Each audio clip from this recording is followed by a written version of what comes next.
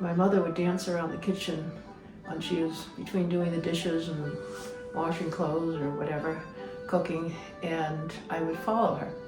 And when she realized that I enjoyed the dancing, she decided to bring me to a real dance teacher.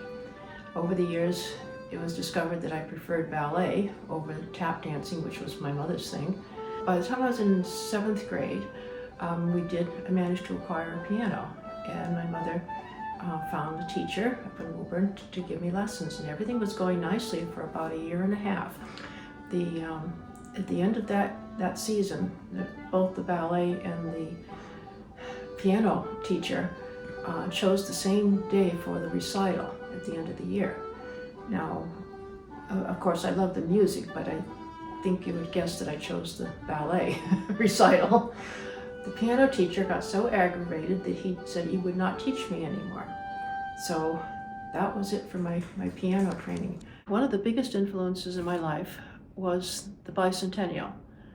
In 1974, my parents and I became living history volunteers at the National Park, Minuteman National Park in Lexington and Concord. And we also ended up as members of reenactment groups, both the Sudbury Militia and the British 10th Regiment of Foot. Now, when we were at the park, the Rangers asked us, to give a little background, we would go there in our 18th century clothing and talk to visitors about the history of what happened on April 19th and the times leading up to the Revolutionary War. They asked us, though, if we had crafts or other skills that were done in the 18th century to demonstrate those, to help the visitors have a way to come and talk to us. They would feel, they would see things and they would ask questions and would open it up for them.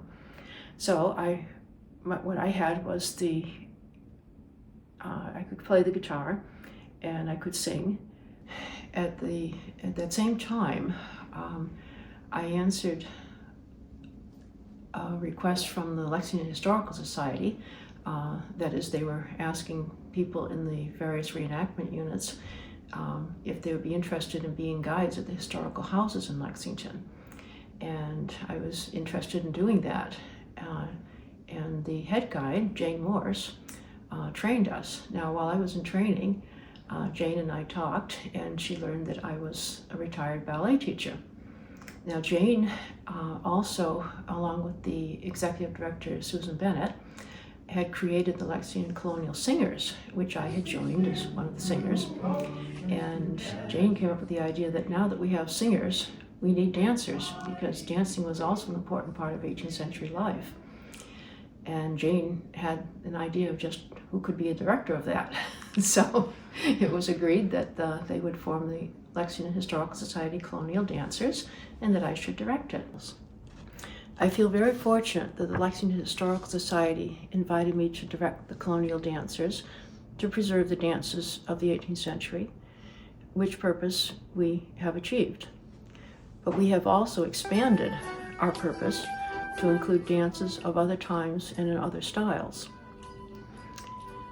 I am very excited that we have also connected and participated with other communities, such as the Asian community of Lexington. Earlier this year, we were invited to participate in the Lantern Festival as part of the Lunar New Year celebrations. In March, we danced Irish Ceilidh dances as part of Woburn's St. Patrick's Day celebrations. In May, we danced in Lexington's Discovery Day.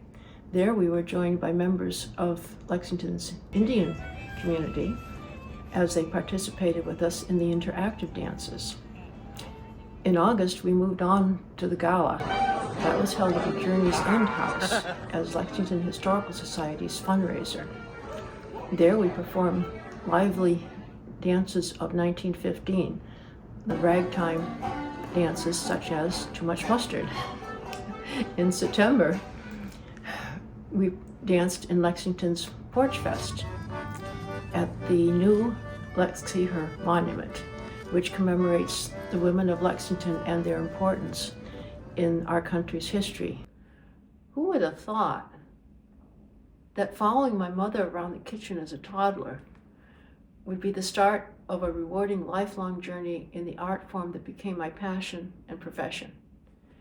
Now that I'm retired, I have the opportunity as an avocation to pass on to others the deep joy that dance continues to give me. The most unexpected and humbling part